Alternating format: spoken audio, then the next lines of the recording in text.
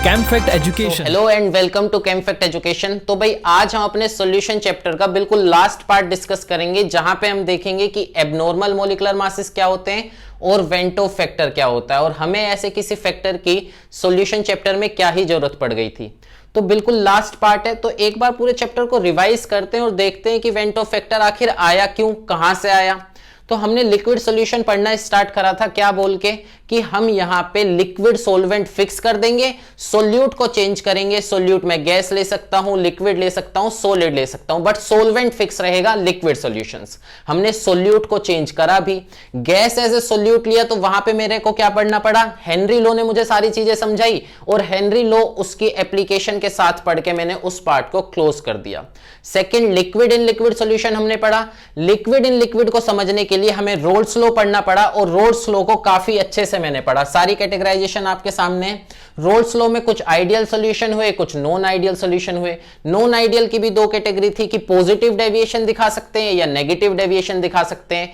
Again categorisation था कि small amount में डेविएशन आएगा या लार्ज अमाउंट में डेविएशन आएगा, और अगर डेविएशन लार्ज अमाउंट में आया तो हमें एक पर्टिकुलर कंपोजिशन पे ऐसे मिक्सचर मिले जिन्हें क्या कहा हमने, एजियोट्रोप्स। और अगर वो पॉजिटिव डेविएशन के साथ थे, मतलब लार्ज अमाउंट में पॉजिटिव डेविएशन आया था, तो वहां पे मिनिमम बॉइलिंग एजियोट्रोप्स मिले, और इसमें नेगेटिव डेविएशन में हमें मैक्सिमम बॉइलिंग एजियोट्रोप्स मिले।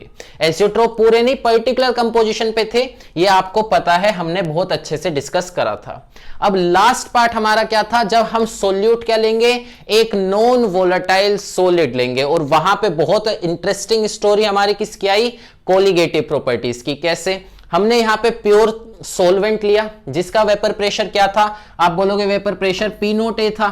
इसमें बाहर से सॉलिड सोल्यूट ऐड करा। सॉलिड सोल्यूट ऐड करने से क्या हुआ, सोल्यूट ने तो वेपर बना ही नहीं, इस सॉल्वेंट को भी मना कर दिया वेपर बनाने के लिए, मतलब इसकी टेंडेंसी कम हो गई वेपर बनाने की। तो कंपैरेटिवली प्योर सॉल्वेंट का वेपर प्रेशर ज्यादा था, सॉल्यूशन का वेपर प्रेशर कम था। तो यहां से इन दोनों की प्रॉपर्टीज में कुछ बदलाव आए, प्रॉपर्टीज कुछ चेंज हो गई। जैसे कि वो अलग टेम्परेचर पे बॉईल करता था, ये अलग पे बॉईल करेगा, वो अलग पे फ्रीज करता था, ये अलग पे फ्रीज करेगा।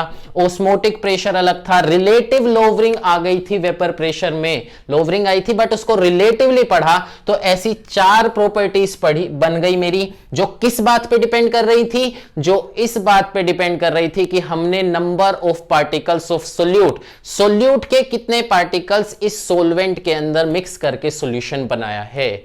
इस बात पे डिपेंड नहीं कर रही थी कि हमने कौन सा सॉल्यूट लिया है, मतलब नेचर पे डिपेंड नहीं कर रही थी, नंबर पे डिपेंड कर रही थी। और हमने ऐसी प्रॉपर्टीज को क्या बोला, हमने इन्हें कोलिगेटिव प्रॉपर्टीज बोल दिया। अब यहां से एक और कैटेगराइजेशन हो सकता है जो हमने अभी तक नहीं पढ़ा है, वो है मेरे सोल्यूट का। अब सोल्यूट जो है, मैं बाहर से जो सोल्यूट ऐड कर रहा हूं वो कैसा हो सकता है, वो नॉन इलेक्ट्रोलाइट नेचर का हो, मतलब हमें धोखा ना दे। कैसे धोखा ना दे, हमने अगर बाहर से मैंने ग्लूकोज डाला है, तो वो सॉल्वेंट के अंदर जाके सॉल्यूशन बनाए तो ग्लूकोज ही रहे, कोई डिसोसिएशन, कोई एसोसिएशन ना दिखाए। तो ऐसी कैटेगरी को नॉन इलेक्ट्रोलाइट बोला। और आपने देखा होगा जितने भी क्वेश्चंस हमने करे हैं, किस पे, हमने जितने भी कोलिगेटिव प्रॉपर्टी के क्वेश्चन करे हैं, उसमें सोल्यूट हमारा या तो ग्लूकोज था, सुक्रोज था, यूरिया था। इनके अलावा हमने इलेक्ट्रोलाइट टाइप सोल्यूट नहीं लिए थे, जो हमारे ज्यादा यूज होंगे, NaCl, AlCl3, MgCl2, ऐसे सोल्यूट के बारे में हमने कोई बात नहीं करी थी। तो ये लास्ट फैक्टर, लास्ट जो टॉपिक है वो इन्हीं से जनरेट होगा, जहां पे हम क्या डिस्कस करेंगे, जहां पे हम इलेक्ट्रोलिटिक सोल्यूट के बारे में बात करेंगे। इसमें भी आपका स्ट्रॉन्ग हो सकता है और इसमें वीक भी हो सकता है। तो ये कैटेगराइजेशन है कि हम इलेक्ट्रोलिटिक सोल्यूट के बारे में आज बात करेंगे, जहां पे हमें वेंटो फैक्टर को भी समझना होगा। तो आप लोग यहां से एक बात अपने दिमाग में बैठा लीजिए कि कोलिगेटिव प्रॉपर्टी नंबर पे डिपेंड करती है, नेचर पे डिपेंड नहीं करती। आप 1 मोल ग्लूकोज लेके आओ, 1 मोल सुक्रोज लेके आओ, अगर नंबर सेम है तो कोलिगेटिव प्रॉपर्टी की वैल्यू सेम आने वाली थी। अब यहां से नेक्स्ट मेरा क्या होगा, मैं किसके बारे में बात करूंगा, इलेक्ट्रोलिटिक, और उसमें भी मैं सबसे पहले स्ट्रॉन्ग इलेक्ट्रोलाइट लेके आया हूं। अब इलेक्ट्रोलाइट तो आपको पता है स्ट्रॉन्ग इलेक्ट्रोलाइट का एक एग्जांपल आप मुझे दीजिए, मैं ही आपको बताता हूं NaCl। अब NaCl आपने लिया और आप अच्छे खासे होशियार आदमी हैं, आपने क्या करा यहां से कोलिगेटिव प्रॉपर्टी मेजर करने की कोशिश करी। ये आपने सोलवेंट लिया, बाहर से NaCl डाला, बाहर से NaCl डाला और कितना NaCl लिया आपने 1 मोल NaCl आपने लिया। 1 मोल NaCl जब लिया और आपने इसकी कोलिगेटिव प्रॉपर्टी कैलकुलेट करी, आपने क्या करा इसकी कोलिगेटिव प्रॉपर्टी कैलकुलेट कर ली। कैसे कैलकुलेट कर ली? पेन पेपर पे कैलकुलेट कर लिया। आप पेपर लेके आए, पेन, आपको फॉर्मूले पता है, आपने वो अप्लाई करे और यहां से कोलिगेटिव प्रॉपर्टी की वैल्यू आई, जिसे मैं बोलूंगा थ्योरेटिकल कोलिगेटिव प्रॉपर्टी। आप समझना, थ्योरेटिकल, आपने पेन पेपर पे कैलकुलेट करिए, बहुत अच्छी बात है। इसके बाद आप इस कोलिगेटिव प्रॉपर्टी को क्रॉस चेक करने गए, क्या मेरा रिजल्ट सही आया है, क्या ये थ्योरेटिकल जो कोलिगेटिव प्रॉपर्टी है सही है। आपने एक्सपेरिमेंट करा और एक्चुअल में पता करने की कोशिश करी क्या मेरा रिजल्ट सही है। और जब आपने यहां पे देखा कि कोलिगेटिव प्रॉपर्टी की जो एक्चुअल एक्सपेरिमेंटल ऑब्जर्व्ड वैल्यू आ रही है वो आपकी इस थ्योरेटिकल वैल्यू से मैच नहीं होती, आपने सोचा क्यों नहीं होगी। आप इधर देखो, NaCl आपने डाला है, NaCl आपने डाला है, तो NaCl इस सोलवेंट के अंदर जाके क्या करेगा, इसका नेचर कैसा है, इलेक्ट्रोलाइट टाइप का। इलेक्ट्रोलाइट मतलब इसका नेचर ऐसा है कि ये इसके अंदर जाके आपको धोखा दे देगा और Na+ और Cl- में डिसोशिएट हो जाएगा। और जब कोलिगेटिव प्रॉपर्टी की वैल्यू आएगी वो कितने के लिए आएगी आपको पता है, वो डिपेंड करती है नंबर पे। और यहां पे नंबर कितना हो गया है, कितने सोल्यूट के पार्टिकल हैं 2 मोल। आपने कितना NaCl लिया था 1 मोल, 1 मोल, तो यहां पे सोल्यूट Na+ Cl- कितने हैं 2 मोल है। आपने थ्योरेटिकल कैलकुलेशन कितने के लिए करी है 1 मोल के लिए। एक्सपेरिमेंटल या फिर मैं इसे ऑब्जर्व्ड लिखूंगा, ऑब्जर्व्ड कोलिगेटिव प्रॉपर्टी ये कितने के लिए आई है, तो आंसर है ये आई है 2 मोल के लिए। आपका रिजल्ट कितने के लिए है, आंसर है 1 मोल के लिए। तो क्या ये सेम आने चाहिए थे, आंसर नहीं है, बिल्कुल नहीं। आप यहां पे पेन पेपर लेके लगे हो कि 1 मोल मिक्स करा है, बट ऐसा नहीं हुआ है, वो एक्चुअल में क्या है वो 2 मोल है। तो आपकी ऑब्जर्व्ड कोलिगेटिव प्रॉपर्टी अलग आएगी, आपकी थ्योरेटिकल कोलिगेटिव प्रॉपर्टी जो आपने कैलकुलेशन करी है वो अलग आएगी। अब इसको हम थोड़ा सा क्या कर देते हैं, साइड में कर देते हैं, हमने ये समझ लिया, ठीक है, चलो इतना ही ठीक है। अब नेक्स्ट बात क्या, अब आपको इसको जो ये कोरिलेशन नहीं आया, मतलब एग्जैक्ट वैल्यू सिमिलर नहीं आई, तो आपको एक ऐसे फैक्टर की जरूरत थी जो फैक्टर दोनों को कोरिलेट करे। और किसके साथ लगाओगे फैक्टर, एक्सपेरिमेंटल रिजल्ट जो है वो सत्य है, वो सच है, आपने गलती करी है। तो आप अपनी थ्योरेटिकल कोलिगेटिव प्रॉपर्टी की कैलकुलेशन को सुधारोगे। और आप कैसे सुधारोगे, यहां पे देखो, आप कहोगे कि theoretical colligative property, theoretical colligative property ये आई है एक्चुअल नंबर के लिए, मतलब सॉरी ये आई है आपके थ्योरेटिकल इनिशियल नंबर के लिए। आपने 1 मोल NaCl डाला था, उसी के लिए आपने कैलकुलेट कर ली। और जो आपकी ऑब्जर्व्ड कोलिगेटिव प्रॉपर्टी आई है, जो आपकी ऑब्जर्व्ड कोलिगेटिव प्रॉपर्टी आई है वो आई है एक्चुअल नंबर के लिए, कि असलियत में सोल्यूट के पार्टिकल सोलवेंट के अंदर जाके कितने हो गए हैं। तो आपने यहां पे कैलकुलेट करा इस एग्जांपल में 1 मोल के लिए, बहुत ध्यान से देखो, 1 मोल के लिए, यहां पे ऑब्जर्व हुआ 2 मोल के लिए। तो आप मुझे बताओ, आप अब छोड़ दो वेंटो फैक्टर कुछ भी, आप बताओ आप क्या करते हैं ऐसी कंडीशन में। आपको इसको सुधारना है, इसको मार पीट के सुधारना है, वो तो सत्य है, सत्य के करीब इसे ले जाना है। तो यहां से आप 2 से मल्टीप्लाई कर दो, इसे 2 से मल्टीप्लाई कर दो, भाई ये भी 2 मोल के लिए हो जाएगा, वो भी 2 मोल के लिए, दोनों इक्वल। और ये जो आपने करेक्शन फैक्टर लगाया है, what is this, it is correction factor. जो आपने ये करेक्शन फैक्टर लगाया है यही है आपका वेंट हॉफ फैक्टर। क्या है ये ही है आपका went half factor, went half factor. तो आप समझ लीजिए कि एक्चुअल में वेंटो फैक्टर की क्या जरूरत थी, आपके एक्सपेरिमेंटल और थ्योरेटिकल रिजल्ट सेम नहीं आ रहे थे। किसके लिए नहीं आ रहे थे? For electrolytic solute. तो आपको एक ऐसे फैक्टर की जरूरत पड़ी, आपने लगा दिया।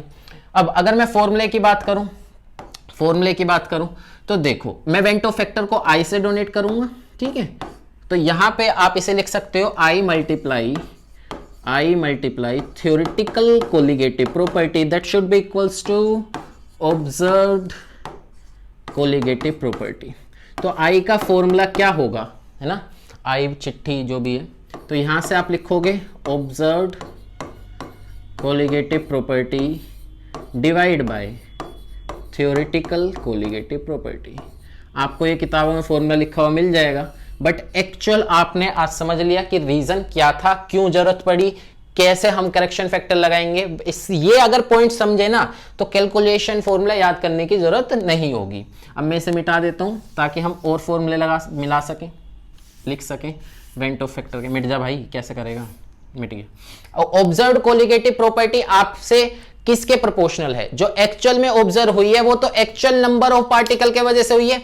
जो colligative property, observed colligative property है, ये किसके कोरस्पॉन्ड करेगी? ये कोरस्पॉन्ड करेगी आपके एक्चुअल नंबर ऑफ पार्टिकल को, एक्चुअल नंबर ऑफ पार्टिकल्स को कोरस्पॉन्ड करेगी, ठीक है।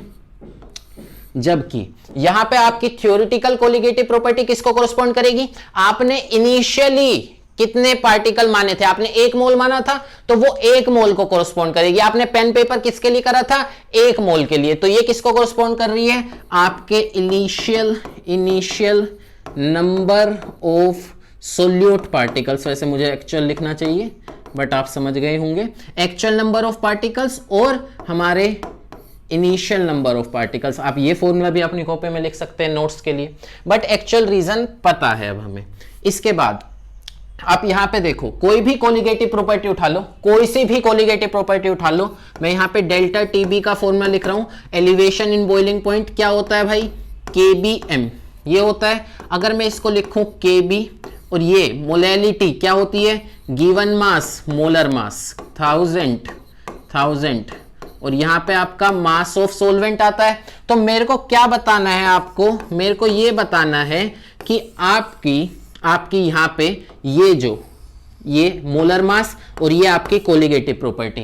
तो जो आपकी कोलिगेटिव प्रॉपर्टी है वो इनवर्सली प्रोपोर्शनल है किसके? मॉलिक्यूलर मास के। इनवर्सली प्रोपोर्शनल है मॉलिक्यूलर मास के। तो आप यहां से क्या लिख सकते हो? आई का एक और formula in terms of molar mass भी लिखा जा सकता है कि आपकी ऑब्जर्व्ड कोलिगेटिव प्रॉपर्टी है वो किसके कोरस्पॉन्ड है? वो जब डिसोशिएट हो चुका है। वो क्या है? डिसोशिएट हो चुका है। यहां से आप क्या लिखोगे? यहां से आप लिखोगे क्या? ऑब्जर्व्ड। देखो, observed colligative property inversely proportional होगी ऑब्जर्व्ड मोलर मास के, तो यहां से आप लिखोगे ऑब्जर्व्ड मोलर मास, ठीक है। और जबकि एक्चुअल आपका क्या होना चाहिए था? NaCl का मोलर मास किसकी वजह से? NaCl की वजह से आना चाहिए था, बट ऑब्जर्व्ड क्या होगा? Na प्लस और Cl माइनस अलग अलग। तो यहां से आप क्या लिख सकते हो? ये किसके? थ्योरेटिकल, मतलब आपका एक्चुअली कितना मोलर मास होना चाहिए था। तो आपका मोलर मास क्या आया? नॉर्मल नहीं आया, एबनॉर्मल मोलर मास आया। ये एक्चुअल की जगह आप क्या लिख सकते हो? और एक्चुअल की जगह नॉर्मल मोलर मास भी लिख सकते हो। NaCl का नॉर्मल मोलर मास कितना होना चाहिए था?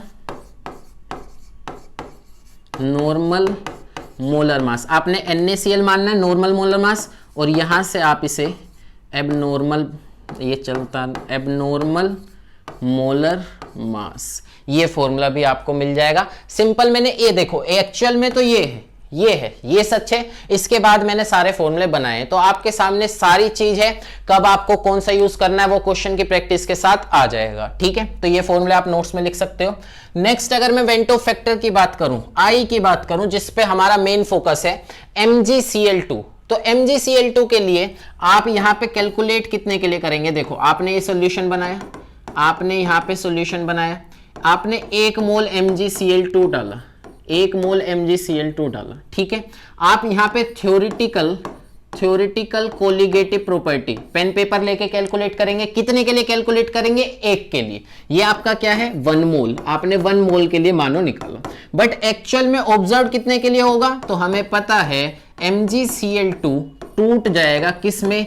Mg2+ और 2Cl- में टूट जाएगा। इसका मतलब क्या? यहां पे जो एक्चुअल आएगी, जो एक्चुअल कोलिगेटिव प्रॉपर्टी आएगी, ऑब्जर्व्ड कोलिगेटिव प्रॉपर्टी होगी, वो किसके लिए होगी? वो 3 के लिए होगी। ऑब्जर्व्ड कोलिगेटिव प्रॉपर्टी कितने के लिए होगी? 3 के लिए। तो आपको क्या करना पड़ेगा? इस थ्योरेटिकल को वेंटो फैक्टर से मल्टीप्लाई कर दो, और इस केस में MgCl2 के केस में आपका वेंटो फैक्टर क्या होगा? 3 होगा। यहां से अगर मैं बात करूं, मैं 1 के लिए कैलकुलेट करूंगा, रिजल्ट कितने के लिए आएगा? AlCl3 कितने में टूटेगा भाई? Al+3 में और 3Cl- में। Al+3 में और 3Cl- में कैलकुलेट। आप पेन पेपर लेके 1 के लिए करोगे, ऑब्जर्व्ड 4 के लिए होगी, तो वेंटो फैक्टर क्या हो जाएगा?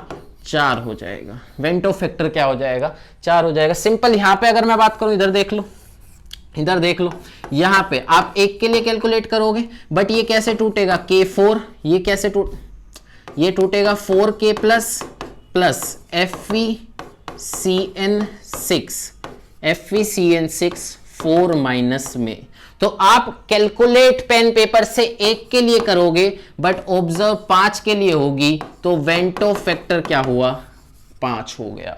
आपको मल्टीप्लाई किससे करना पड़ रहा है? 5 से। इसका मतलब वेंटो फैक्टर क्या है आपका? 5। सिंपल। इस तरीके से आप स्ट्रॉन्ग इलेक्ट्रोलाइट, देख लो, बहुत ध्यान सुनो, स्ट्रॉन्ग इलेक्ट्रोलाइट के लिए आप वेंटो फैक्टर निकाल सकते हो। स्ट्रॉन्ग इलेक्ट्रोलाइट, मैंने वीक की बात नहीं करी है। वीक के केस में तुम्हारा क्या आएगा? अल्फा, डिग्री ऑफ डिसोसिएशन भी इन्वॉल्व होगा। स्ट्रॉन्ग इलेक्ट्रोलाइट, एक आयन उसका कितने में टूटता है, वही वेंटो फैक्टर हो जाएगा। अब नेक्स्ट में यहां पे अगर बात करूं एसोसिएशन की, अभी हम क्या कर रहे थे? डिसोशिएट हो रहा है, 100% डिसोशिएट हो रहा है, अल्फा 1 है, उसकी बात करिए। अब एसोसिएशन को देखते हैं कि यहां पे आपको क्या करना है। देखो, आपने इसका सॉल्यूशन बनाया, किसका भाई? CH3COH का। किसमें? बेंजीन में। ये आपका सोलवेंट है, और सोलवेंट क्या है? बेंजीन है। बाहर से आपने इसमें क्या CH3COOH मिक्स कर दिया। अब यहां पे क्या होगा? यहां पे ये बेंजीन के अंदर जाके डाइमर बना लेता है। क्या करता है? डाइमर। किस तरीके से? आप बोल सकते हो, आप सबको पता है, CH3COOH इस तरीके से होगा। यहां पे दूसरा मॉलिक्यूल भी होगा इसका, ठीक है? यहां पे इसका दूसरा मॉलिक्यूल भी होगा, और ये अपने हाइड्रोजन बॉन्डिंग के थ्रू जुड़ के क्या कर सकते हैं? एक डाइमर फॉर्म कर सकते हैं। मतलब आपने मान लो आपने यहां पे इसका 1 मॉलिक्यूल डाल दिया, या फिर 1 मोल मॉलिक्यूल्स इसके डाल दिए। 1 मोल मॉलिक्यूल आपने डाला। आपने पेन पेपर से कैलकुलेशन कितने के लिए करी होगी? 1 मोल के लिए करी होगी। बट सॉल्यूशन के अंदर जाके क्या हुआ है? वहां पे आप देखो बहुत ध्यान से, वहां पे हुआ है इसका डाइमराइजेशन। मतलब अब एक्चुअल में इसके कितने मोल हैं? तो आप कहोगे हाफ मोल हो जाएंगे।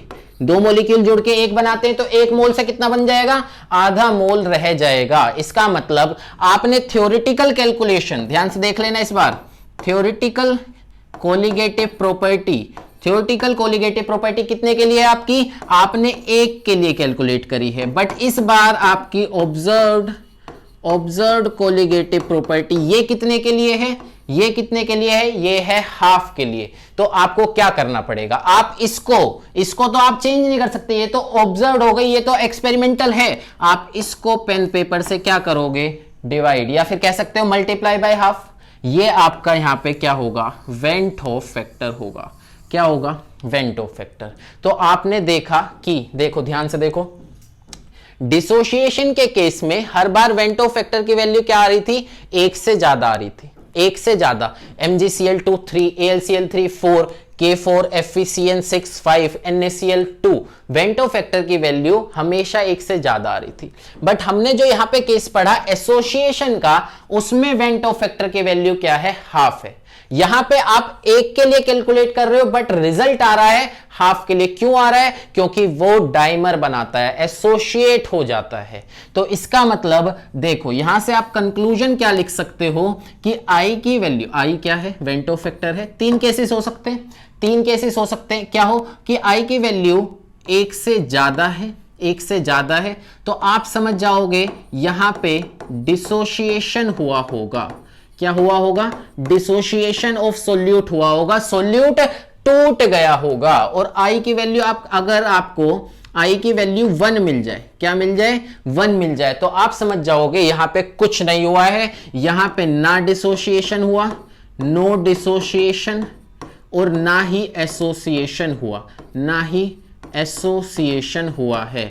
सर ये कहां पे होगा? ये कहां पे होगा? ये तो हम पढ़ते ही आ रहे हैं, ये तो हमने अभी तक पढ़ा ही है। इन केसेस में होगा glucose, sucrose, urea, non electrolyte में होगा, जहां पे आपकी आई की वैल्यू, वेंटो फैक्टर आप क्या लोगे? 1 लोगे। आपने जितना बाहर से सोल्यूट डाला है, सोलवेंट के अंदर जाके भी उसके पार्टिकल्स उतने ही हैं, तो वेंटो फैक्टर आप बोल सकते हो 1, एग्जैक्टली 1। अब यहां से थर्ड केस क्या होगा?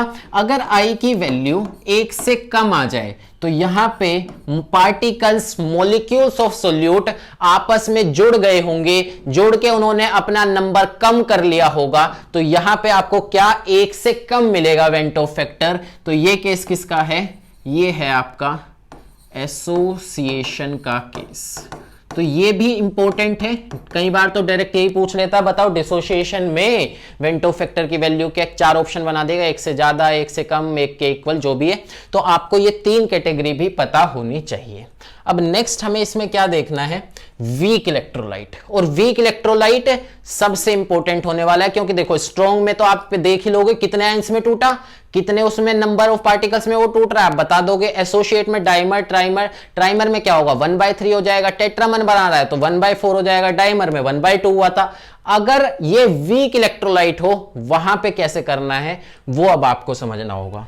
जैसे मेरा ये Na पार्टिकल्स है, इसके मैं Na पार्टिकल्स ले रहा हूं, और ये कंप्लीट अलग अलग N नहीं टूटते हैं।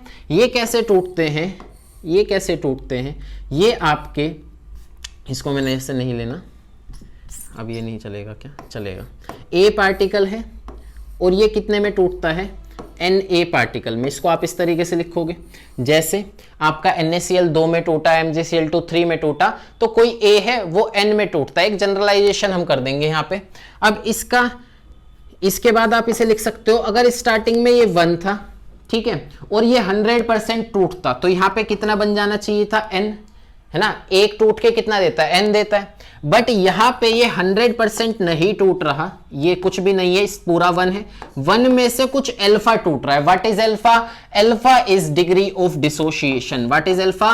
Alpha is degree of dissociation, dissociation degree, ठीक है। अब 1 में से अल्फा टूटा, तो 1 से n बनते हैं, अल्फा से कितने बनेंगे? अल्फा n बनेंगे। अल्फा से कितने बनेंगे? अल्फा n बनेंगे। तो मैंने आपको कहा था वेंटो फैक्टर क्या होता है? आपके एक्चुअल नंबर ऑफ पार्टिकल कितने हैं, एक्चुअल नंबर ऑफ पार्टिकल कितने हैं, और आपके इनिशियल आपने कितने लिए हैं। यहां पे आप इनिशियली कितने ले रहे हो? 1। एक्चुअल में कितने हो गए हैं? एक्चुअल में इतने हो गए हैं। तो वेंटो फैक्टर क्या आएगा? आप बोलोगे भाई एक्चुअल में बता पहले कितने हैं। 1 minus alpha plus n alpha, it is actual number of particles, और इनिशियली आपने 1 माना है। ये आपका यहां पे फॉर्मूला होगा। इस फॉर्मूले में आपको वेंटो फैक्टर की वैल्यू देके अल्फा के लिए सोल्व करवा सकता है। किस तरीके से? आप बोलोगे कि यहां पे i is equals to 1 minus, अगर माइनस अल्फा मैंने कॉमन लिया है तो यहां पे 1 माइनस n आ जाएगा। अल्फा के लिए इसे सोल्व करूंगा तो इसे इधर ले आओ, तो आप लिख सकते हो अल्फा 1 माइनस n, और i को उधर ले जाओ तो 1 माइनस i, आपका ये बनेगा। अल्फा का फॉर्मूला क्या आएगा final? 1 minus i divide by 1 minus n। आप इस तरीके से लिख सकते हो। पर यहां पे आप देखोगे कि 1 माइनस i है, और मैंने क्या कहा था? वेंटो फैक्टर की वैल्यू हमेशा डिसोसिएशन के केस में 1 से ज्यादा होगी। डिसोसिएशन का केस ही हम पढ़ रहे हैं, तो 1 माइनस i क्या आएगा? नेगेटिव आएगा। तो आप इसे इस तरीके से भी लिख सकते हो, नेगेटिव कॉमन ले लो, I minus one divide by n minus one. तो ये आपका फॉर्मूला बना फाइनल किसका, वीक इलेक्ट्रोलाइट के केस में डिसोसिएशन का। तो कैसे क्वेश्चन डिजाइन होंगे, आपसे क्या करेगा, आपको कोलिगेटिव प्रॉपर्टी वगैरह का सारा खेल करवा के फाइनली आपको वेंटो फैक्टर के लिए सोल्व कराएगा। आपने वेंटो फैक्टर निकाल लिया, आई की वैल्यू निकाल ली, आप उससे कहां जाओगे, उससे आप अल्फा की तरफ जाओगे। अगर आपको अल्फा मिल गया तो कहां जा सकते हैं, अल्फा से क्या कर सकते हो, एसिड डिसोसिएशन कांस्टेंट अगर एसिड की बात चल रही है, बेस डिसोसिएशन कांस्टेंट अगर बेस की बात चल रही है, तो इक्विलिब्रियम वाली साइड आपको सॉल्यूशन से लेके जाया जा सकता है, किसके थ्रू, वेंटो फैक्टर के थ्रू। तो ये भी आपको ध्यान रखना है। अब नेक्स्ट अपना करते हैं वीक इलेक्ट्रोलाइट एसोसिएशन का केस। क्या होगा, एसोसिएशन क्या है, दो जुड़ के एक बनाए डाइमर, तीन जुड़ के एक बनाए ट्राइमर। तो यहां पे मैं एक जनरलाइजेशन लिखता हूं कि मेरे पास स्टार्टिंग में Na पार्टिकल थे, दे विल एसोसिएट, क्या करेंगे, एक पार्टिकल बनाएंगे, n जुड़ के एक बना रहे हैं, ठीक है। अगर डाइमर है तो n की वैल्यू 2, ट्राइमर है तो n की वैल्यू 3, ठीक है। अब स्टार्टिंग में ये कितने थे मेरे पास, स्टार्टिंग में ये मेरे पास 1 मोल थे। अब 1 मोल के सारे एसोसिएट नहीं हुए बिकॉज वीक इलेक्ट्रोलाइट है। तो क्या होगा, यहां पे आपका 1 में से कुछ अल्फा आपके एसोसिएट हो गए। अब यहां से कितने बनेंगे, अल्फा बाय n बनेंगे। डिसोसिएशन के केस में कितने थे, n अल्फा थे, यहां पे क्या है आपका अल्फा बाय n है। इसमें नंबर ऑफ पार्टिकल इंक्रीज हो रहे हैं, यहां पे नंबर ऑफ पार्टिकल्स डिक्रीज हो रहे हैं। बट आपका कॉन्सेप्ट वही है कि आपने स्टार्टिंग में I क्या था, I था actual number of particle divide by initial number of particle, ये था आपका, इसे बोल सकते हो आप। तो इसको अगर मैं यहां पे अप्लाई करूं तो किस तरीके से लिख सकता हूं, मेरे को बोर्ड पे थोड़ी जगह बनानी पड़ेगी। वो कैसे बनेगी, वो ऐसे बन जाएगी, देखो अब, ठीक है। अब इसे ऊपर उठा के ले जाओ, अगर ये उठ गया वेरी गुड, देखो ठीक है, चलो बन गई जगह। अब इसके बाद क्या कर सकते हैं, एक्चुअल नंबर ऑफ पार्टिकल मेरे इस केस में कितने हैं, तो आप बोल सकते हो I किसके इक्वल होगा, I होगा 1 minus alpha plus alpha by n। It is actual, starting में कितने थे, और स्टार्टिंग में थे 1, स्टार्टिंग में मैंने कितने लिए थे, वो 1 मोल लिए थे। तो यहां से आप इसे बोल सकते हो ये होगा आपका Vento factor in case of association. यहां पे भी आप अल्फा के लिए सोल्व कर सकते हो, कैसे करेंगे आपको सबको पता है, अब तो मैथमेटिक्स है।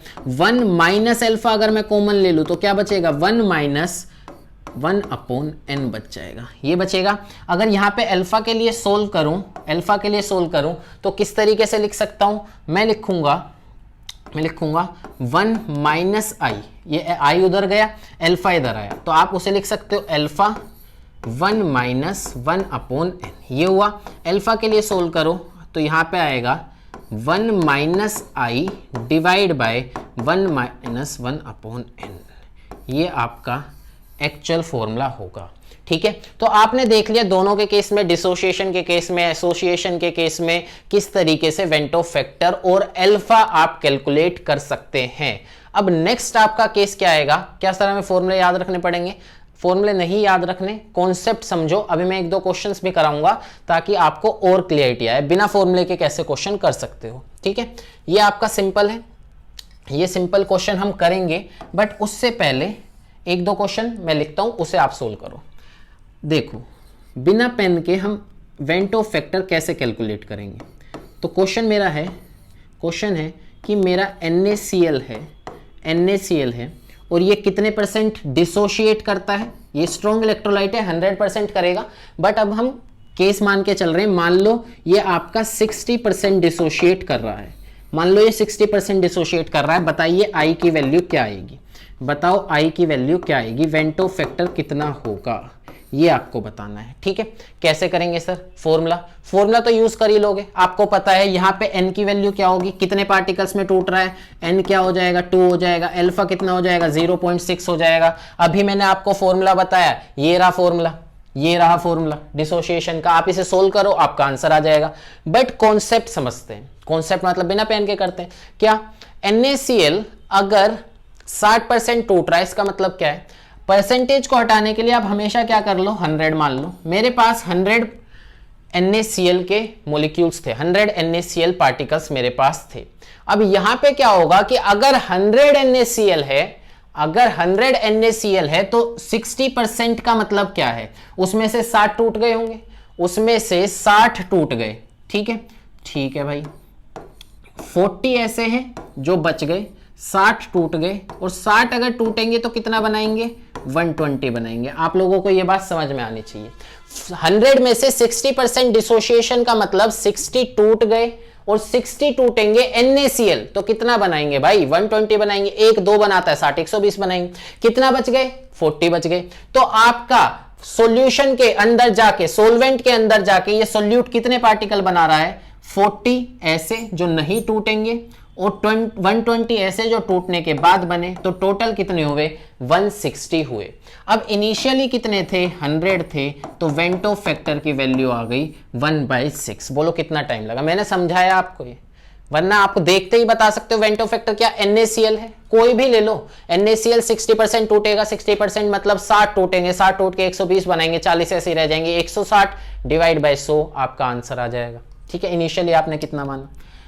अब एक और क्वेश्चन कर लेते हैं, कोई सा भी, मतलब कोई भी इलेक्ट्रोलाइट उठाओ, आपको जो पता है, ये तो पता होगा ना इलेक्ट्रोलाइट टूटता कितने में, जैसे AlCl3 है सपोज, ठीक है। अब इसका डिसोसिएशन होता है कितने परसेंट, बोलो, इसका डिसोसिएशन होता है मान लो 30%। कितना, 30%। कैसे वेंटो फैक्टर निकालोगे, आप कहोगे कि मान लो ये स्टार्टिंग में 100 थे, कितने थे स्टार्टिंग में, 100 थे। अगर 100 में से 30 टूट रहे हैं तो 70 ऐसे हैं जो नहीं टूटेंगे, 70 ऐसे हैं जो डिसोशिएट नहीं करेंगे, और 30 AlCl3 डिसोशिएट कर जाएं तो कितना बनाएंगे, 1 से 4 बनते हैं, 1 से 4 बनते हैं। तो इस केस में तुम्हारा 30 से कितने बनेंगे, आप बोलोगे 120 बन जाएंगे। टोटल कितने हो जाएंगे आफ्टर डिसोसिएशन, ये केस है, आफ्टर डिसोसिएशन ये केस है 190। इनिशियली कितने थे, 100, आंसर आ गया 1.9 वेंटो फैक्टर। बोलो, सिंपल है, कॉन्सेप्ट समझो, बाद में कितने थे, शुरू में कितने, डिवाइड ही तो करना है, वेंटो फैक्टर है क्या, सिंपल। इस तरीके से आप इसे सोल्व कर सकते हो, ठीक है। आप एक केस हम डाइमराइजेशन का भी कर लेते हैं। सपोज CH3 COOH, ये आपका बेंजीन में डाइमर बनाता है। ये क्या करता है, आपका बेंजीन के अंदर डाइमर बनाता है। तो बेंजीन सोलवेंट में हमने इसका डाइमर देखा और वो डाइमराइजेशन हुआ था 60%। कितना हुआ था, 60% हुआ था। मतलब क्या है इसका, मतलब ये है अगर इसके 100 मॉलिक्यूल्स थे तो इसका मतलब उसमें से 60 क्या करेंगे, डाइमर बना लेंगे, और 60 डाइमर बनाएंगे तो 40 तो नहीं बनाएंगे, तो 40 ये बच गए, और 60 डाइमर बना के, है ना, इसको ऐसे नहीं लिखना चाहिए, 100 में से लेंगे हम, 100 में से 40 तो ऐसे हो गए, 60% डाइमराइजेशन है, तो 100 में से 40 तो ऐसे हो गए जो डाइमर नहीं बनाएंगे, और 60 अगर डाइमर बनाएंगे तो 60 डाइमर बना के कितने हो जाएंगे, 30 हो जाएंगे। 2 से 1 हो जाता है ना डाइमर, तो 60 डाइमर बना के 30 हो जाएंगे। तो आफ्टर एसोसिएशन ये केस है, कितने हो गए हैं, 70 हो गए हैं। कितने हो गए, 70। इनिशियली कितने थे, आप बोलोगे 100 थे, तो यहां पे आपका वेंटो फैक्टर क्या आएगा, 0.7 आएगा। मैंने कहा था एसोसिएशन के केस में 1 से कम वैल्यू आएगी, डिसोसिएशन के केस में 1 से ज्यादा आएगी। तो वेंटो फैक्टर के लिए आप फॉर्मूला यूज करो, कोई मना नहीं है कि मतलब इस तरीके से आप ज्यादा कि ऐसे भी सोल्व, हाँ ऐसे कर सकते हो, आपको कॉन्सेप्ट आता है, आपको फॉर्मूले की जरूरत नहीं पड़ेगी, बट आप फॉर्मूला यूज करके भी कर सकते हो। सारी चीज आपके सामने लिखी हुई है। अब नेक्स्ट बात करते हैं, सर क्वेश्चन कैसे पूछेगा। तो क्वेश्चन के लिए आपके सामने एक क्वेश्चन है भी, क्या है, AXBY ये मेरा एक इलेक्ट्रोलाइट है, इसमें अल्फा के लिए आप एक एक्सप्रेशन बताइए। और आपका शायद ये ट्रिपल वगैरह कहीं पूछा भी हुआ है क्वेश्चन, कैसे करोगे, मेरे को लगता नहीं है मुझे कराना चाहिए, बट देखते हैं, फिर भी करवा देता हूँ। AXBY ये है, कैसे टूटेगा आप बताओ। ये टूटेगा XAY XA, ठीक है, ये आयन होगा, कुछ भी उससे हमें कोई मतलब नहीं है, YB, ठीक है, इस तरीके से ये टूट जाएगा। अगर आप इसे स्टार्टिंग में 1 मान रहे हो तो 1 में से ये कितना टूटा, अल्फा, अल्फा ये टूटा तो यहां पे कितना बनेगा, एक्स अल्फा बनेगा, और यहां पे कितना बनेगा, वाई अल्फा बनेगा। बोलो अब फाइनली कितने हो चुके हैं, फाइनली मोलिक्यूल्स ये पार्टिकल्स जितने भी हैं वो कितने हो चुके हैं, 1 minus alpha plus x alpha plus y alpha divide by starting में कितने थे 1, और ये आपका क्या है, वेंट ऑफ फैक्टर है। अब यहां पे आप इसे अल्फा के लिए सोल्व कर लो, आपकी मर्जी है कैसे होगा वो देख लो। i इज इक्वल्स टू 1, और यहां पे अगर मैं माइनस अल्फा कॉमन ले लूं तो क्या आएगा, 1 आएगा, 1 आएगा, और यहां पे क्या आएगा, माइनस एक्स आएगा, यहां पे क्या आएगा, माइनस वाई आएगा। बोलो लिख सकते हैं इसे ऐसा। इसके बाद आप अल्फा के लिए सोल्व करोगे तो इसे इधर ले जाता हूं, 1 माइनस एक्स माइनस वाई लिख सकते हैं इसे ऐसे, इसे इधर ले आया। उसके बाद यहां पे क्या होगा, 1 माइनस आई आएगा, ठीक है। और इसके साथ आप क्या लेके आए हो, इसके साथ आप अल्फा भी लेके आए हो। अल्फा के लिए ही सोल्व कर रहे हैं, अल्फा के लिए ही सोल्व कर रहे हैं, तो आप लिख सकते हो अल्फा क्या आएगा आपका 1 minus i divide by 1 minus x minus y, आप लिख सकते हैं ऐसा। और फिर से मैंने कहा था इस वाले केस में आप माइनस कॉमन ले लो, तो यहां पे क्या लिखोगे, आप लिखोगे आई माइनस 1 डिवाइड बाय, ये सारे अगर माइनस कॉमन लोगे तो माइनस वाले टर्म प्लस में हो जाएंगे, x प्लस वाई माइनस 1। तो ये फॉर्मूला आपका आ जाएगा किसके लिए, अल्फा के लिए। सिंपल है, इस तरीके के क्वेश्चन भी पूछे हुए हैं। अब लास्ट इसके नेक्स्ट देखते हैं, नेक्स्ट क्वेश्चन क्या है। अगर ज्यादा आसान हुआ तो मैं आपको होमवर्क भी दे सकता हूं। ये मेरा इसके साथ आइसोटोनिक है, ठीक है। आइसोटोनिक का मतलब आपको पता होना चाहिए, आपने ऑस्मोटिक प्रेशर वाला लेक्चर देखा होगा, वहां पे मैंने आइसोटोनिक बताया था, ऑस्मोटिक प्रेशर सेम होगा। अगर इन दोनों का ऑस्मोटिक प्रेशर सेम है, कौन से सॉल्यूशन का, 0.004 मोलर Na2SO4, आइसोटोनिक है 0.01 मोलर ग्लूकोज के साथ, तो आप अल्फा की वैल्यू इसके लिए बताओ। एक अच्छा क्वेश्चन है, इसे सोल्व कर लेते हैं। तो देखो भाई, देखो जो मेरा ग्लूकोज सॉल्यूशन है, जो मेरा ग्लूकोज सॉल्यूशन है, ग्लूकोज, इसके लिए मेरा ऑस्मोटिक प्रेशर क्या होगा, आप बताओ। इसके लिए ऑस्मोटिक प्रेशर मेरा, ऑस्मोटिक प्रेशर क्या होगा, ठीक है। तो ऑस्मोटिक प्रेशर होगा ICRT, है ना। CRT होता है ऑस्मोटिक प्रेशर का फॉर्मूला, I मैंने लगाया Vento factor, Vento factor glucose के लिए क्या होगा, 1 होगा। तो इसके लिए मैं लिख सकता हूं कंसंट्रेशन कितनी है ग्लूकोज की, 0.01 RT। ये इसका क्या आ जाएगा, ये इसका ऑस्मोटिक प्रेशर आ जाएगा। और सेकंड चीज क्या है, इसके नीचे G लगा दो, ग्लूकोज है। इसके बाद सेकंड हमारे पास है Na2SO4, Na2SO4 अगर है तो इसका ऑस्मोटिक प्रेशर कितना होगा, आप बोलोगे ICRT, क्या होगा, ICRT। देन आप यहां पे लिखोगे I क्या है, सॉरी ये हो गया I। कंसंट्रेशन कितनी है इसकी, कंसंट्रेशन है 0.004, और यहां पे RT, ये इसका वेंटो फैक्टर हुआ, सॉरी ऑस्मोटिक प्रेशर हुआ। तो यहां से आइसोटोनिक उसने बोला है, इसका मतलब है दोनों के केस में, इस केस में जो आपका ऑस्मोटिक प्रेशर है वो इक्वल होगा, ये वाला ऑस्मोटिक प्रेशर और ये वाला ऑस्मोटिक प्रेशर दोनों इक्वल रहे होंगे। दोनों को इक्वल पुट करोगे तो यहां से आपके I की वैल्यू आ जाएगी, यहां से आप I सोल्व कर सकते हैं, कैसे, I मल्टीप्लाई 0.04 RT, ये है, ये किसके इक्वल होगा आपका, ये होगा 0.01 RT के, ये क्या है आपका वेंटो फैक्टर। यहां से RT से RT कट जाएगा, आप यहां पे क्या पता कर सकते हो, आप I की वैल्यू पता कर सकते हो, वेंटो फैक्टर पता कर सकते हो, कितना आएगा, इसे मिटा देते हैं, ठीक है। तो यहां से आपकी I की वैल्यू आएगी, वो होगी 0.01 डिवाइड बाय 0.004, ठीक है। तो आप यहां से इसे सोल्व कर लो, I की वैल्यू आ गई। अब I की वैल्यू अगर आपके पास है, देखो ध्यान से, अब मैं आगे सोल्व नहीं करा रहा, I की वैल्यू आपके पास है और Na2SO4 क्या करेगा, Na2SO4 डिसोशिएट होगा, तो इसका मतलब आप कौन सा फॉर्मूला यूज करोगे, I के लिए ये वाला, I के लिए ये वाला, Na2SO4 के लिए N की वैल्यू कितनी होगी, N की वैल्यू 3 होगी। तो आपने पहले क्या करा, I निकाला, एन आपको पता है, एक्सप्रेशन आपको पता है, क्या पता कर सकते हो, अल्फा पता कर सकते हो। तो बोलो इस तरीके के क्वेश्चन पूछ लेगा। आइसोटोनिक वर्ड का मतलब आपको पता होना चाहिए था, ऑस्मोटिक प्रेशर सेम, वहां से वेंटो फैक्टर निकाला, वेंटो फैक्टर पता है, Na2SO4 कितने में टूटेगा, 3 में टूटेगा, एन पता है, अब मैं अल्फा कैलकुलेट कर सकता हूं। तो ये भी अच्छा क्वेश्चन है, प्रीवियस ईयर में पूछा हुआ है। नेक्स्ट आपसे क्या पूछ सकता है, नेक्स्ट हाँ ये वाला क्वेश्चन भी अच्छा है। देखो आपसे पूछ रहा है Vento factor for 0.1 molar BaNO3 twice solution is. क्या वेंटो फैक्टर की वैल्यू दी है, आपसे डिग्री ऑफ डिसोसिएशन पूछ रहा है।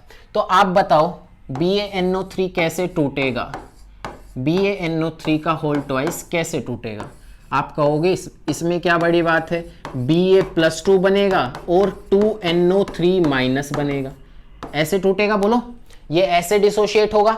अगर ये ऐसे डिसोशिएट हुआ है तो आप यहां से क्या बोल सकते हो, n की वैल्यू मतलब कितने में टूट रहा है, 3 में टूट रहा है, 3 में टूट रहा है। अब आपको एक्सप्रेशन पता होगा, एक्सप्रेशन आई का क्या आएगा, एक्सप्रेशन वेंटो फैक्टर के लिए आएगा 1 माइनस अल्फा, 1 माइनस अल्फा, ये कितना बनेगा अल्फा, ये कितना बनेगा 2 alpha, 1 minus alpha plus 2 alpha, ये होगा।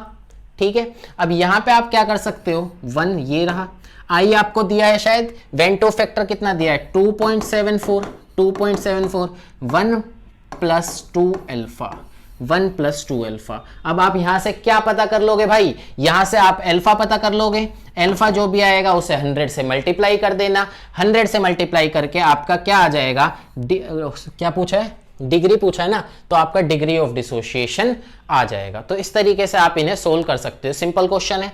अब देखो सिमिलर इसी के बेसिस पे एक क्वेश्चन है किसका, डाइमराइजेशन का। ये इससे अलग बिल्कुल एग्जैक्टली सेम होगा, बट इसमें क्या है, इसमें एसोसिएशन हो रहा है, तो आपको अच्छे से एक्सप्रेशन लिखनी आनी चाहिए, ये वाली आप उसे सोल्व कर लोगे। ठीक है, ये आपका क्या है, मैं इसमें लिख रहा हूं HW, ये आपका होमवर्क है। नेक्स्ट वेराइटी ऑफ क्वेश्चन में आपसे कॉन्सेप्ट को मिक्स करके क्या पूछा जा सकता है वो देखो ध्यान से। नेक्स्ट क्वेश्चन हमारा ये है कि 0.6 ml of acetic acid having density dissolved in 1 liter of water, depression in freezing point was observed to be इतना, calculate Vento factor and dissociation constant of acid. तो देखो मैंने कहा था आपसे पहले वेंटो फैक्टर के थ्रू क्या निकलवाएगा, अल्फा, और अल्फा के थ्रू आपको कहां पहुंचना होगा, देखो कोलिगेटिव प्रॉपर्टी से स्टार्ट करेगा, वेंटो फैक्टर निकलवाएगा, वेंटो फैक्टर से अल्फा निकलवाएगा, और लास्ट में एसिड डिसोसिएशन कांस्टेंट आपसे पूछेगा। तो यहां पे क्या है, आपका एसिटिक एसिड सोल्यूट है, वाटर आपका सोलवेंट है। तो पहले आप इसकी मोलैलिटी कैलकुलेट करो। मोलैलिटी का फॉर्मूला क्या होगा, आप बोलोगे गिवन मास मोलर मास, इसे लिख देते हैं, मल्टीप्लाई 1000 और divide by mass of solvent, ये आपका फॉर्मूला आ जाएगा। अब आपको क्या गिवन है, इसमें आपको गिवन है 0.6 ml ऑफ एसिटिक एसिड, मतलब आपका सोल्यूट वॉल्यूम गिवन है सोल्यूट की, और उसकी डेंसिटी गिवन है। तो क्या वॉल्यूम और डेंसिटी से आप मास निकाल सकते हो, आप बोलोगे डेंसिटी का फॉर्मूला होता है मास बाय वॉल्यूम, और मास अगर पता करना है तो डेंसिटी मल्टीप्लाई वॉल्यूम मास आएगा। डेंसिटी हमें गिवन है, वॉल्यूम हमें गिवन है, तो आप यहां से लिखोगे, देखो डेंसिटी गिवन है, मल्टीप्लाई आपको वॉल्यूम गिवन है, यहां से मास आ जाएगा, और मास किस में आएगा, ग्राम में आएगा, इसलिए आपने ये फॉर्मूला यूज करा है। मोलिकुलर मास कितना होता है एसिटिक एसिड का, 60 होता है, मल्टीप्लाई करोगे 1000 आप घर से लेके आते हो, divide by mass of solvent, और सोलवेंट क्या है आपका, यहां पे वाटर है, बट उसकी भी वॉल्यूम दी है, उसकी भी वॉल्यूम दी है, आपको मास पता करना है, तो सेम आप क्या करोगे, मास क्या होता है, डेंसिटी इनटू वॉल्यूम। वॉल्यूम कितनी दी है 1 लीटर, मतलब आप उसे वॉल्यूम 1 लीटर, और आपकी डेंसिटी क्या होती है, डेंसिटी वाटर की होती है 1 ग्राम पर ml। तो यहां से आपका मास ऑफ सोलवेंट भी कितना आ जाएगा, 1000 आ जाएगा। डेंसिटी ऑफ वाटर कितनी होती है 1 ग्राम पर ml। तो यहां से आप इसे सोल्व कर लोगे। सोल्व कर लिया तो आपके सामने क्या आई, मोलैलिटी, जो सॉल्यूशन है उसकी मोलैलिटी आपके सामने। अब उस सॉल्यूशन में आपको गिवन है delta TF, depression in freezing point. और देखो भाई, डेल्टा टीएफ चाहे केल्विन में गिवन हो चाहे सेल्सियस में गिवन हो, वैल्यू तो सेम रहती है, चेंज तो केल्विन और सेल्सियस में इक्वल आता है। तो यहां पे आपको सेल्सियस, डिग्री सेल्सियस में गिवन था, बट केल्विन में भी वही वैल्यू रहेगी। आप लिखोगे 0.0205, क्या लिखोगे, डेल्टा टीएफ 0.0205 किसके इक्वल, क्या फॉर्मूला होगा, आई के एफ इंटू एम, ये फॉर्मूला होगा। के एफ वाटर के लिए आपको पता होता है, क्वेश्चन में वैसे मेंशन होगा, मैंने शायद नहीं लिखा है, बट आपको वाटर के लिए पता होगा। नेक्स्ट यहां से आप आई लिखोगे, के एफ की वैल्यू पता है, एम अभी आपने कैलकुलेट करा है। देन यहां से आप वेंटो फैक्टर कैलकुलेट करोगे, delta T F divide by के एफ एम से, के एफ एम से, ठीक है। आप इसे अगर फॉर्मूले के थ्रू जाओगे ना, मतलब मैं आपको एक चीज और बता देता हूं, ये आपका क्या है, डेल्टा टीएफ जो है एक्चुअल कोलिगेटिव प्रॉपर्टी है, it is the observed colligative property, देखो ऑब्जर्व्ड कोलिगेटिव प्रॉपर्टी। और ये क्या है, ये आपकी थ्योरेटिकल है, यही तो होता है वेंटो फैक्टर, नहीं स्पेलिंग वगैरह देख लेना, थ्योरेटिकल कोलिगेटिव प्रॉपर्टी है, तो यही तो हमने पढ़ा था, इससे भी आप यही लिख सकते हो। यहां से आपका क्या आ गया, यहां से आपका वेंटो फैक्टर आ गया, बहुत अच्छी बात है, हमें भी समझ में आया। नेक्स्ट पूछा क्या है, पर पूछा है वेंटो फैक्टर, तो एक काम तो हमारा हो गया, वेंटो फैक्टर हमने कैलकुलेट कर लिया। But next point is dissociation constant. क्या पूछा है आपसे, डिसोसिएशन कांस्टेंट किसका, एसिटिक एसिड का। और भाई एसिटिक एसिड मैंने एग्जांपल डाइमर का दिया था, बट यहां पे वो डिसोशिएट होगा, क्यों होगा, क्योंकि वो डाइमर बेंजीन में बनाता है, बट यहां पे सोलवेंट क्या है, पानी है, और सोलवेंट तो चीजें काफी बदल देता है, तहस नहस कर देगा, किसी की प्रॉपर्टी को बढ़ा देगा, किसी को कम कर देगा। सोलवेंट थ्योरी अभी हो सकता है सोलवेंट थ्योरी आपको पढ़ाई जाए, मैं ही पढ़ाऊं, ठीक है। तो यहां से CH3COH CH3CO- plus H plus आपके सामने। नेक्स्ट आप यहां पे क्या लिखोगे, आप लिखोगे ये स्टार्टिंग में 1 है, 1 में से ये कुछ नहीं है, 1 में से अल्फा टूटा, ये अल्फा बना, ये अल्फा बना। तो I की एक्सप्रेशन क्या आएगी, I लिखोगे 1 minus alpha plus alpha plus alpha, it is final number of particles, और इनिशियली हमने 1 माने थे, ये आपकी एक्सप्रेशन है। तो आप क्या कर सकते हो, आप सब कुछ कर सकते हो, 1 माइनस अल्फा, ये कट गए, कैटम कैट, यहां से क्या हो जाएगा, 1 प्लस अल्फा, आई आ जाएगा। अभी आपने यहां से आई कैलकुलेट करा है, आई से आप अल्फा कैलकुलेट करोगे। और मेरे भाई अगर तुझे अल्फा पता है, मेरे भाइयों अगर तुम्हें अल्फा पता है, तो यहां से आप क्या पता कर सकते हो, इक्विलिब्रियम कांस्टेंट नहीं निकाल सकते क्या, के ए नहीं निकाल सकते, ऑब्वियसली आप आराम से कैलकुलेट कर सकते हैं। तो ये इसका पूरा पैटर्न है, colligative property, Vento factor, equilibrium, पूरा कनेक्ट करेगा, मिक्सिंग ऑफ कॉन्सेप्ट या जो भी आपको बोलना है बोल सकते हैं। इस तरीके के क्वेश्चन भी आपसे पूछे जा सकते हैं। तो ये था पूरा सॉल्यूशन, लिक्विड सॉल्यूशन से स्टार्ट करके लास्ट में पूरा वेंटो फैक्टर तक, एबनॉर्मल मोलिकुलर मासेस क्या होते हैं, वेंटो फैक्टर क्या होता है, क्यों जरूरत पड़ी, ये सारी कहानी। तो होपफुली आपको सॉल्यूशन चैप्टर अच्छे से समझ में आया होगा। तो पढ़ाई करते रहें, टाटा bye bye. Subscribe our YouTube channel and download app now.